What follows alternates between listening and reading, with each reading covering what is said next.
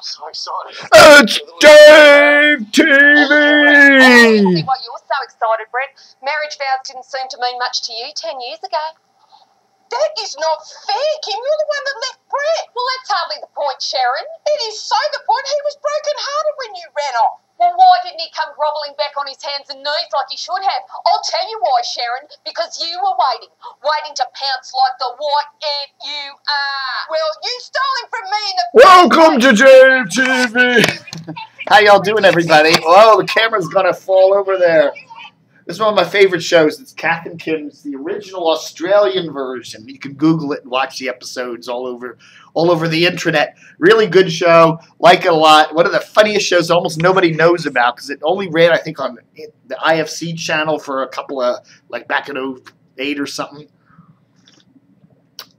Oh, it's magnificently, hilariously funny. Don't watch that American version that was on NBC for a year. That got canned. That was awful. But the original Australian version of Kath and Kim, go get it. It's really funny, and it's just crazy life in this Australian. You know, they basically spend all their time in this shopping mall. So what are we doing today? This is the Saturday version of Dave TV for the 16th of February, and I thought we'd cover the media idiots.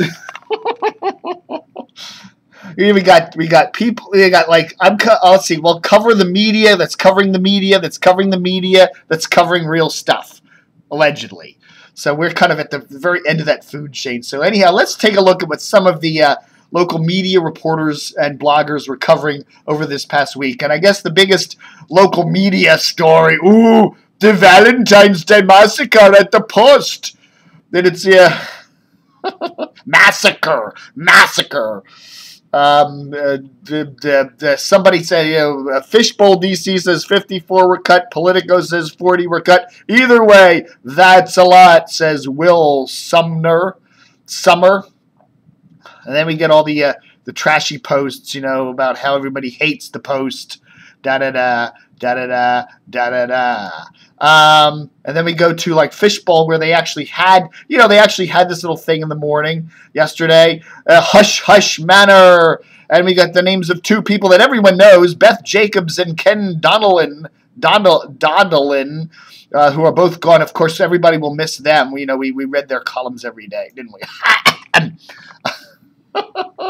And it follows big cuts, bloodbath cuts at the New York Times. So I wonder where Betsy Rothstein got this tip from. Erik Wemple, perhaps? No. I love it. This. We reached out to ... We reached out. Hello, please tell us, is it true or not? And then, of course, they got a Dredge link.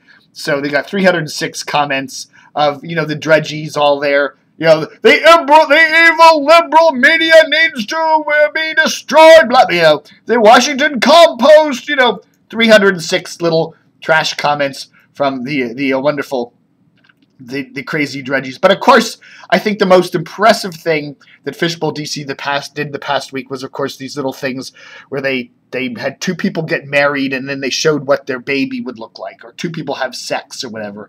And the funniest one was... Oh, the funniest one. The funniest one, I thought, let's see if we can see if this works. See if this browser works. The funniest one I thought they did was, they did Gene Weingarten again. They keep picking on that guy. I guess since they can't pick on that Wendy Wednesday chick because she's suing them. So they're going to pick MakeMeBabies.com, huh? But anyhow, a whole bunch of people, what their babies would look like. It was cute. It had been cute for one thing, but they had to just keep doing it over and over again. Where was the one on Matt Dredge? They had Matt Dredge and a guy, Jim Vandehei there. They look at it went away. Is that true? Wait a second. Now, there it is. Jim Vandehei and Matt Dredge, what their baby would look like. I'll tell you, that was worth the price of FishbowlDC for the whole week. I'm glad I paid my fee for them. Poop gets flung around Twitter. Oh, okay, that one. Now let's see. That one got a lot of links. 1 like and 3 tweets. So that was a big hit. And this was an even bigger hit. Journo Perk. Betsy Rothstein gets addictive red velvet cookies sent to her by BrandLink DC. No likes and 1 tweet. So that was even a bigger hit. And of course, who reads Eddie Scary? And a reporter's going to be on the Daily Caller. Ooh, and David Corden didn't get flowers. Ooh, and and Carol Joint. She pitched this story to me, and I said, she pitched it over to Betsy, and 1 like, 1 tweet. Dave laughing. What else? Let's see what did Dave Zurawik do? Dave Zurawik, let's see, the Baltimore Sun. Okay, he did a thing on a gay quarterback coming out, and he got 1 comment on that. Oh, and he did Herman Cain jumps to Fox News, and he got 10 comments on that. And, of course, his big breaking news that Veep, which is filmed in Baltimore, and actually I kind of like it. I like Julia Louis-Dreyfus. She got that got 1 whole comment. Wow. So Dave's really on a roll there. You know, he needs to talk to that Joe Curl over there. It's funny, Joe Curl over there at Drudge Report, who also is a Washington Times writer. You know, I'm sure that's who Betsy Rothstein's link is to get her occasional. It's the only way she gets any traffic to FishbowlDC is getting Joe Curl to give her a Drudge link, and then they get the Dredgies all over the page. So, what's Jim Romenesko doing? If you, this is funny. Cock blocked. I love his funny typos and stuff and crap from local newspapers. They're very amusing. But you know, no big earth-shattering news this day from him. What was Paul Farhi up to this past week? Oh, he did a piece about Obama, you know, not doing an interview with the Washington Post for a long time, and he hasn't done much lately. You know, what's he done? A couple stories. Paul Farhi. You know, he ain't no Howard Kurtz, and of course the illustrious Erik Wemple there. Yeah, wow. This did really well for him. 367 comments, 233 comments on the New York Times and a speedometer. I guess a lot of, you know, 3 posts on it. The disdain toward electric cars and speedometers, and that got a whole lot. Wow. So maybe Erik should spend a little less time covering Fox News, because I think people are kind of getting bored with reading about everything he writes about Fox News. You know, so what the heck? Major Garrett's Twitter account melts down. That was a funny one. You know, are these reporters ever going to realize, you know, especially if you're writing for somebody like, if you're doing something for CBS, a major, you know, watch out. Don't go slamming people on the Twitter machine, because it's going to burn you. How many people are going to get burned by that? How many politicians and stuff? I don't know, man. I don't much like Twitter, but I do it because it drives some traffic to my website a little bit. What the hell? Then of course this great website, the best website of them all, DCRTV. Oh wow! Look at all that news. Yeah, lots of comments about WMAL not running that gun ad, and WTNT running it, and of course Lou and Lori breaking up. Breaking up is hard to do.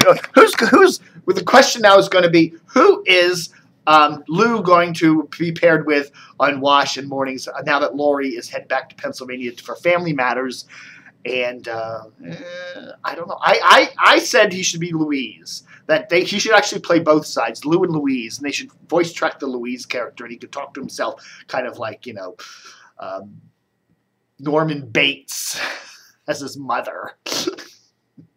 I don't know, something really, really freaky like that.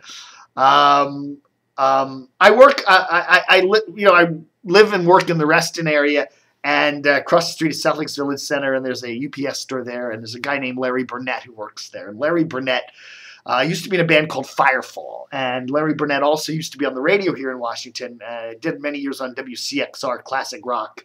And Larry's doing it. He's a nice guy. He's a really nice guy. He's got a little ponytail. He's in his 60s, you know, just really calm and cool. And, you know, he's seen his career go up and down, but, you know, he's doing fine. But I mentioned to him, I said, hey, you know, they have Wash on, and by the way, in the UPS store a lot, so we're always talking about Wash. And I said, hey, so Lori's leaving. He goes, tell Lou I'm available. So, Loo Katz, I'm telling you now, officially, if you're watching this, that Larry Burnett is available.